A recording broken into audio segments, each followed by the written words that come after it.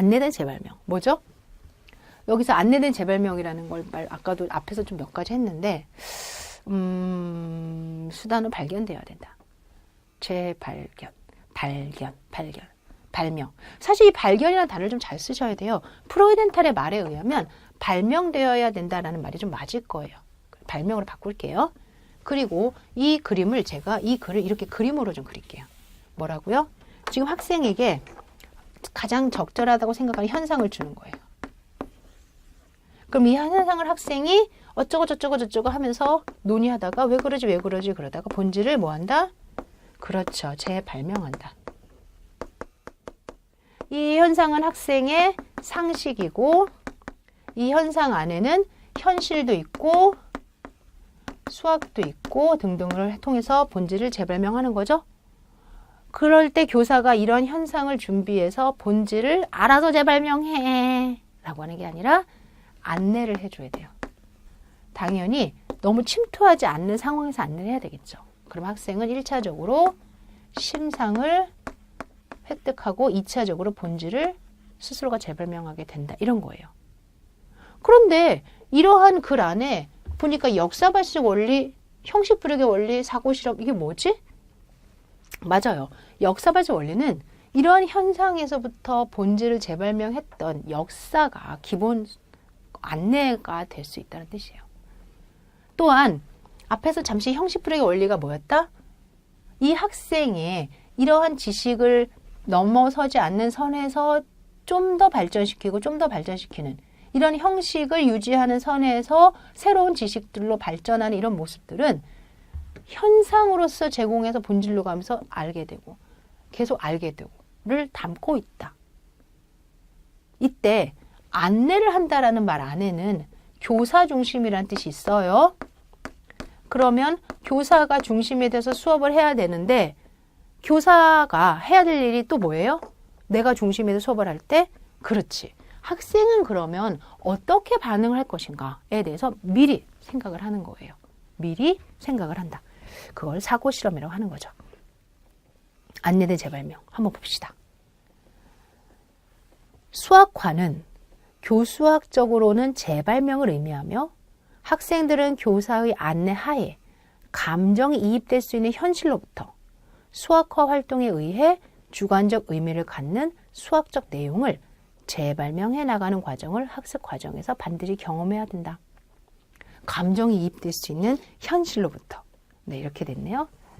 아동의 현실을 중시하는 안내된 재발명 방법에 대해서 학습자는 인류의 학습 과정을 수정된 방식으로 재현한다고 주장합니다. 인류라는 거는 인간이 태어나서 지금까지 발전한 과정이잖아요. 수학사를 공부하는 이유가 그거예요. 이후에 인식론적 장애라는 부분까지도 설명을 할 텐데 여하튼 인류가 그 발전 안에서 왜 18세기에 미적분이 만들어졌고 17세기에 기호가 만들어졌고 등등을 잘 알고 있으면서 그들의 필요성에 의한 상황을 안다는 것이 어쩌면 학생들에게 가장 좋은 안내 과정이 될 수 있다는 거죠. 단 뉴턴이 살았던 당시를 주면 안 되겠죠. 데카르트가 살았던 당시를 줄 수는 없겠죠. 따라서 학생들에게 적절하게 수정을 해야 돼요. 다시 말해 아동의 정신적 발달은 역사를 그대로 재현하는 것은 아니고요. 아동의 현실을 출발점으로 해서 이미 발명된 수학을 아동 스스로 개선된 방법에 의해 재창조해 나가도록 해야 되는 거죠. 수학사를 그대로 제공하면 안 되고요. 수학사 안에서 들어있는 여러 가지 내용들이 단축되도록 학생들한테 제공을 하고요. 단 이거를 전형적인 가장 좋은 예로서 사용하되 학생들에게 맞게끔 순서와 방법을 달리해서 그거를 달리 바꾸어서 학생들에게 제공해야지 훨씬 효과적이다라고 이야기합니다. 이러한 프로이덴탈의 안내된 재발명 방법은 전통적인 연역적 형태의 수학 수업에 대한 대안으로서 제기된 역사반적 원리와 그 맥을 같이 한다고 볼 수 있어요.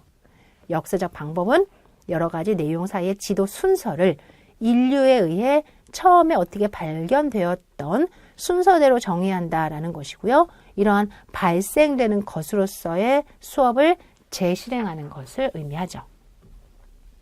다음 페이지에 이런 역사발전적 원리가 본격적으로 언급된 거는 뭐 클라인 같은 사람들에 의해서다라고 쭉 되어 있으니 한번 읽어보시면 될 것 같고요.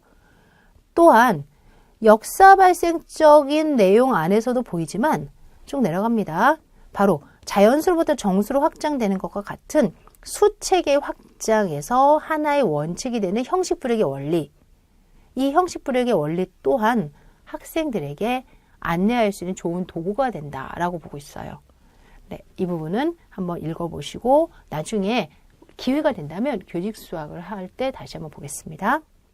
한편 재발명 방법을 가능하게 하기 위해서는 사고 실험이 중요합니다. 사고 실험이라는 게 원래 뭐예요? 여기에는 따로 들어있지 않은데 우리 그래요. 사고 실험을 처음으로 공부한 거는 바로 소크라테스의 삼파법에서였을 거예요. 소크라테스 삼파법 선생님들이 여기 책에서 공부를 했던가? 우선 사고 실험이 뭡니까? 라고 물어보면 상상 속에서 학생들을 가르치고 그 다음에 학생들의 반응을 모두 다 예측하는 것이라고 생각하시면 돼요. 상상 속에서 상상을 하면서 단 상상할 때 수업 장면과 수업 내용 두 가지에 대해서 상상을 해야 된다라고 설명이 되어 있습니다. 즉 결국 사고 실험이란 교사 입장에서 학생들의 재발명을 돕기 위해 학생들의 입장과 반응을 모두 다 고려함과 동시에 교사의 입장에서 개인 수학자의 마음에 대해 추측하는 것 모두를 의미한다라고 보시면 돼요. 그러기 위해서 오른쪽에 보니까 예를 들어서 좀 소개를 하고 있어요. 사실 삼각함수의 덧셈 정리 중에서 sin x 빼기 y가 sin x 코사인 y 마이너스 코사인 x sin x다 라는 거를 학생들에게 지도할 때 교과서에 있는 내용을 그냥 쫙 지도한다. 굉장히 위험하죠. 왜냐하면 학생들의 현재 상황이 어떤지도 잘 모르고 학생들이 이거를 받아들일 준비가 됐는지 잘 모르니까 그랬을 때 교사가 궁리를 하는 거죠. 여러 가지가 있는데 이거를 덧셈 정리 중에서 이 부분을 내가 제 코사인 법칙 할까 막 그러다가 점의 좌표를 이용해서 가르쳐 봐야지 학생들은 점의 좌표는 잘 아니까 하고 상상을 하면서 그 상황에 대해서 다 고려를 하는 그런 글이에요. 이때 만약 학생이 좌표를 이용하지 않고도 삼각함수의 덧셈을 증명할 수 있는지를 교사가 묻는다면 교사는 이러한 질문에 답할 수도 있어야 되고요. 그러기 위해서 학생의 눈높이에 맞는 수업을 위해 철저한 준비가 사전에 이루어져야 되고 그리하여 교사는 삼각함수의 덧셈 정리 문제에 대해서 이렇게 수학자들의 접근 방법처럼 학생들에게 찾을 수 있도록 해야 된다는 거죠.